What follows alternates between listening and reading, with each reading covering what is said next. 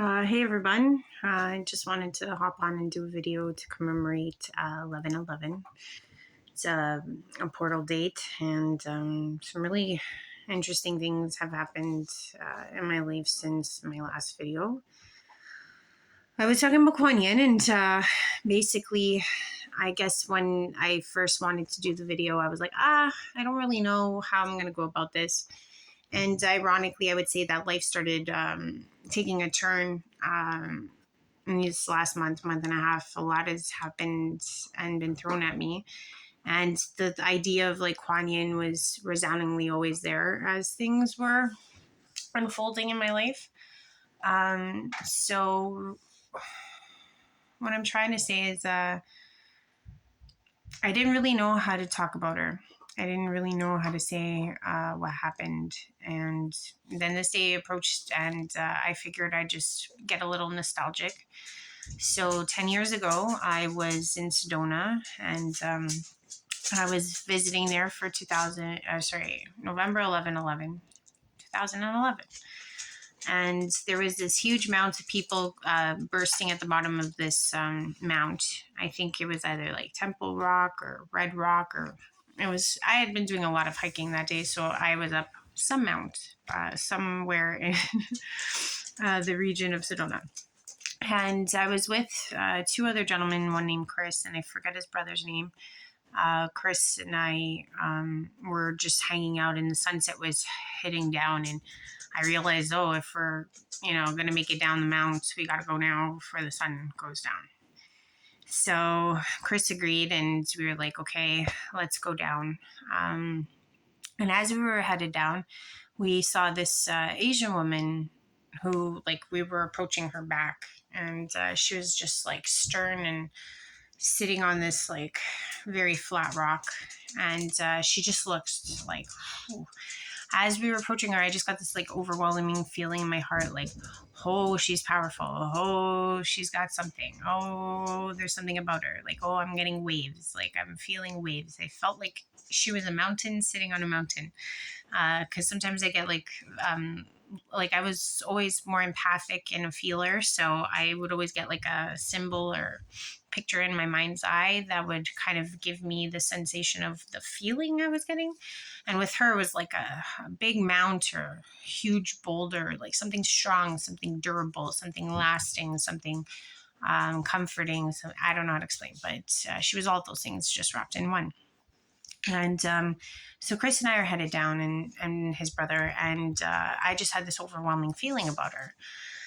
So as we approach her, Chris and his brother were just gentlemen, and they were like, oh, do you need some company coming down? We should be heading down. The forest marshals will come up and make us go down anyways.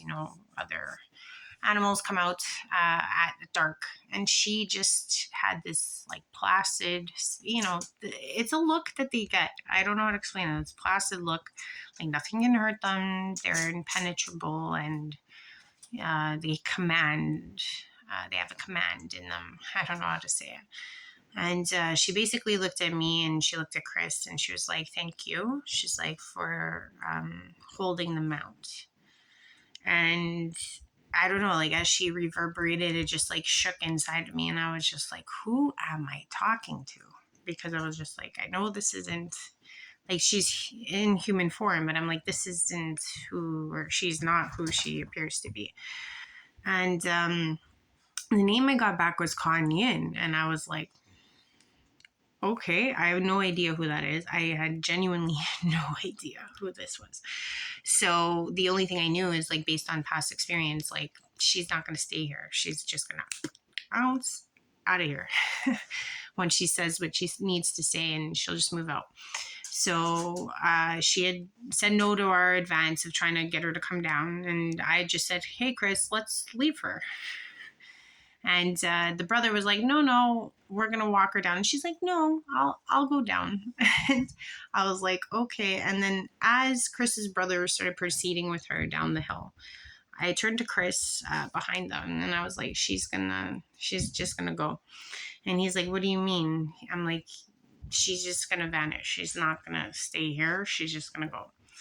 And I'm like, she's not going to end up at the bottom of the hill, basically. And so I just continued walking with Chris with my own thoughts, my own beliefs, my own everything. I just said it out loud, but I didn't know out of a grain of salt if he was going to believe anything I was saying. And all of a sudden, Chris's brother comes running back and he's like, I can't find the woman. I hope we got to go find her when we get down because it's so dark. And with my, light, I can't find her. And I was just like, she's fine. She's not going to be here. So I wanted to talk about Quan-yin because that was a very amazing experience for me 10 years ago. And I thought it was fitting to bring her up today. I actually wanted to make this video a long time ago, but a lot of stuff came my way in the last month and a half. I've been literally stripped away of everything, like forms of identity. I know that I was talking about having the cat, the dog, the whatever. I've already got past that, and now things have unraveled even further. I've been losing more relationships. I just lost my partner relationship. My job is fallen away because I can't find care for my son. It seems like Game of Thrones out here trying to find daycare. So I'm watching my career dissolve, and it's all just dissolving. Everything's just falling off of me. And I just think that place when you have absolutely nowhere to go is where you'll find her. Um, she can be in the biggest depths of someone's soul and know how to comfort you. And Quan-yin is somebody that I think is always there for the sorrowful, those that are downtrodden. And much like Jesus, she was from a higher ranking family, etc. And she gave all that up to help her fellow man. So I guess I'm very big on people. I don't know if we have an interconnection. I mean, I don't know if what I saw was meant to mean that I would always have her in my life, but I know that I can sense her warmth when she is around. And I just wanted to say, like, she's there for us at our ultimate shattering moments. Realistically, I'm at a point where I've been stripped away of everything, and there's not many points in life when you are at the bottom. And as much as it's scary, it's also exciting because you can only go up. So I'm hoping to rise and rise and rise. And I feel like today's a good day to talk about rising. And with this portal open, I think I've shed a lot, and I hope that this day will be a good day. If you've never tried to connect with Quan-yin, today's a good day to do it. And you can just start by using her name, saying a prayer, or even just having a conversation. So, with that said, I know we've gone through a lot.